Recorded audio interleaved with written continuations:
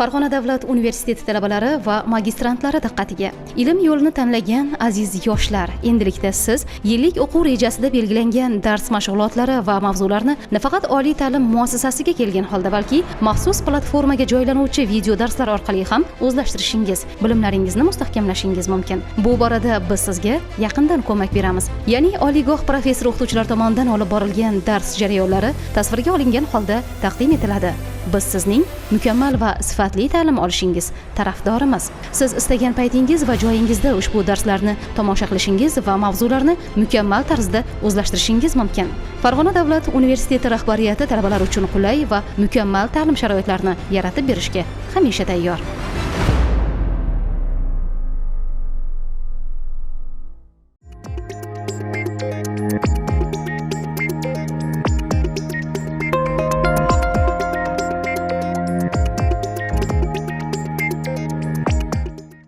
Good afternoon.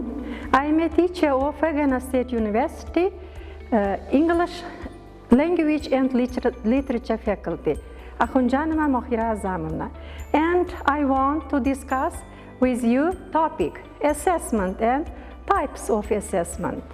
Now, before beginning my topic, I want to discuss with you feedback. What is feedback? What is assessment? There are two distinct notions. And feedback, it is a mental notes to students' knowledge, their ability, their involvement to the lesson, and their engaging to the classroom assignments. And what is assessment? Assessment is evaluating of students' knowledge, their behavior, maybe their progress in the lesson. And now, what is the difference? Feedback, it is informal, and assessment, it is formal. And in assessment we put our students' marks into the official document. And you know, there are many types of assessment. The first assessment, type of assessment, it is individual assessment. If you have not so large classroom, you can easily use individual assessment type. And peer assessment, what does it mean, peer assessment? This is a type of assessment students assess each other. And if you have large classroom, maybe your students 100 or 150, you can use portfolio assessment. What does it mean, portfolio? Portfolio is a collection of material, and students gather or collect data, their data into this portfolio, then teacher easily check their tasks. And testing also plays great role in teaching, in grading, in assessing. And you know, there are many types of testing. The first, it is diagnostic testing. This testing for teachers. And this testing takes place in the beginning of the schooling year. And I have already said you that it is for teacher. Teacher using this testing, diagnostic testing, summarize their students according to their level. And placement testing. According placement testing, when we take this testing, we differentiate our pupils' grades. And achievement testing. In achievement testing, our students know they are achieved throughout the year. And another type of testing, it is proficiency test. In proficiency test, teachers differentiate their pupils' level. And I have already said you that there are many types of assessing, but there are two main methods of evaluating students, and these are summative assessment and formative assessment. They are evaluation of teachers' ability, teachers' knowledge, teachers' achievement, and teachers' results. And summative and formative. Formative for learning, summative for teaching. And I want to give some information about these test types.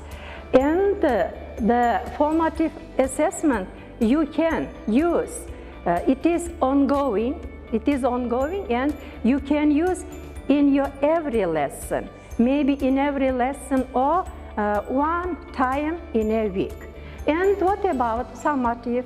Summative assessment takes place at the end of school year. And according to their result, we know our pupils' achievements maybe in the term, in the unit, or maybe at the end of this.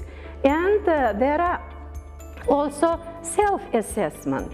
And self-assessment takes when students want to know about their progress, about their achievement, how they achieve their goal in the school year. And now let's speak about summative and formative assessments. And formative and summative evaluations are the two primary methods of evaluation in current work or maybe in current time. And summative evaluations take place at the end of specific time, or in another way, at the term or at the end of the school year. And it is, as for teacher evaluations and observations, summative assessment take place midway through the year and at the end of the year. Summative evaluations are formal in nature and do not allow for much feedback. Summative, it is quantitative assessment, not qualitative, and it doesn't provide with feedback. Formative. And what about formative? Formative evaluations are ongoing. What does it mean, ongoing? Ongoing. You can take this assessment type in every lesson, or maybe more in a week, more one time in a week. Ongoing, in every lesson. You can assess your pupils involving to the lesson. You check your pupils' homework, maybe, and check or record your students' project works, maybe, and you check classroom survey, student survey, their maybe observations, and so on. And formative evaluations provide immediate feedback. And you know, in ongoing testing in lesson, you always give to your pupils or to your students feedback. They ensure teacher effectiveness and success as they monitor progress throughout the school year. And evaluations and teacher observations and evaluations. Observation, you know, it is a checking something, looking through. Now, supervisors or teachers have a great responsibility when it comes to observing and evaluating students. Teacher observation and evaluations. It is important that administrators do not solely rely on summative assessments. Many do because of the demands of their positions, and must utilize both forms of assessment to ensure accurate data collection and recommendations. Formative and summative assessments, the differences.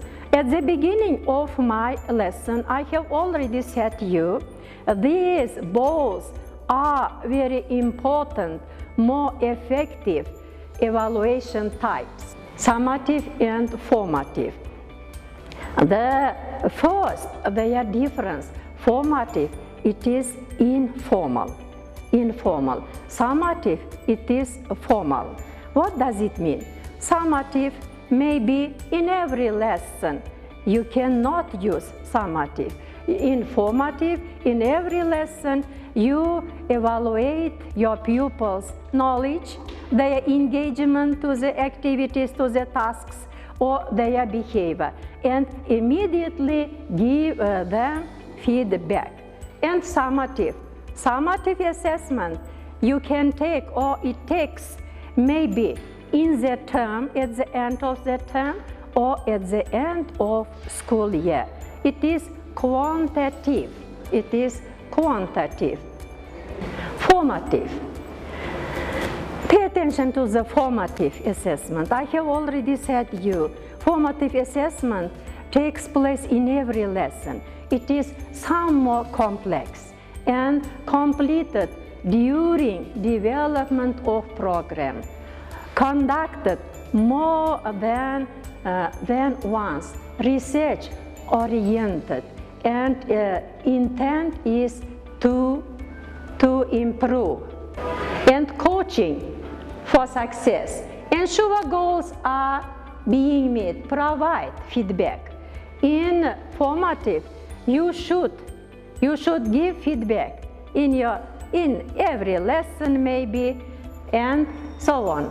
Learning spiraling upwards, not necessarily in need or to evaluate a product. Assessments usually remain in-house. Types of formative assessment. Anecdotal records in every lesson, and quizzes. Quizzes, you know, there are various types of quizzes, maybe quiz tests, quiz tasks, and so on. Essays. In essay, you know, we check our students' writing skill because it is a written task. Now, diagnostic tests.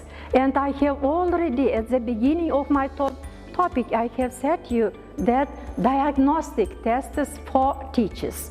We diagnose what teachers' level, teachers' knowledge. According to this, we create our plan and our teaching material and lab reports. Next, summative. And we have now differentiate two evaluation types or assessment types, formative and summative. Pay attention, it is quantitative, not qualitative, it is quantitative. Information gathered and completed at the end of a program or at the end of a school year. Cumulative learning, measure effectiveness, and assess end results. Use it to make decisions about further study. And summative, it takes at the end of term and at the end of school year. Now, types of summative assessment. Unit tests. Yes, after completing each unit, you can give your pupils some tests. Maybe these are closed tests, or maybe these quiz tests, and so on. And or consolidation maybe tests. Next, final exams.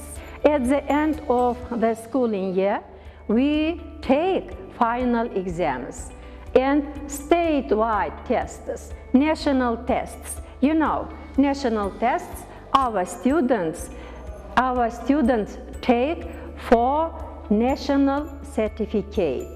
Entrance exams, when pupils after finishing the school, they want to enter the high, maybe university, institute, and so on. They take these entrance exams.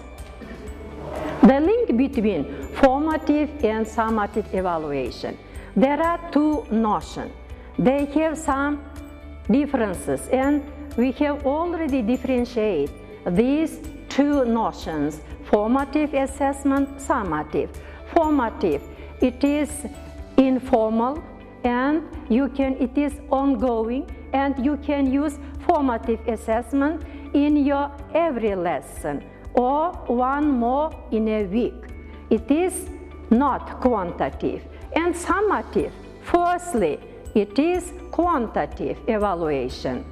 And there are some similarities also. Now we look through these similarities or this link. Now, simply pointing and we differentiate, but in some cases we have already said that there are some similarities between these types of evaluation. And the understanding isn't always achieved. Formative and summative evaluation forms are a lot like apples and oranges. Now, we like it into apples and oranges. They are not similar. There are two types of fruits, but apple also fruit and orange also fruit. These are their similarity. And it is because of the summative between the two forms of evaluation that pointing out the differences between fruitful, just as apples, are different than oranges. Nonetheless, both are fruits and eatable and round. Yes, they also round, they also eatable, apples and oranges, and both are fruits. This is their similarity. Both formative and summative evaluation forms must be effective. Yes, there are two effective ways of evaluation of our students' knowledge, their ability, their progress, their improvement. And there are some types of summative.